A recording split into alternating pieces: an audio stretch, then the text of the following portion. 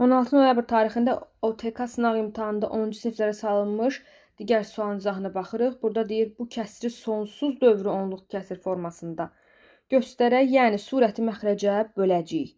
Kəsrimiz budur, 45-də 26. Gəlin surəti məxrəcə bölək. 26 böl 45. 26 45-ə bölünmür. Deyirik ki, burada düşəcək 0 dəfə.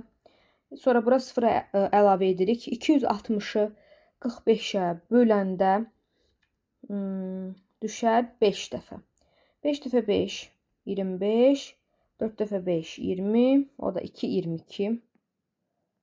Daha sonra burada 260-dan 225 çıxarıq.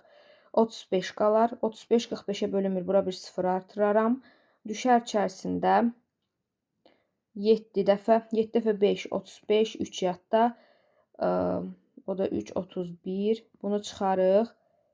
Yenə olar burada 35. Yenə bura bir 0 artırarıq. Bu da 7 dəfə. Yəni bu 7-lər davam edəcək sonsuza qədər. Olacaq düzgün cavab 0,5 dövrdə 7. Yəni C variantı.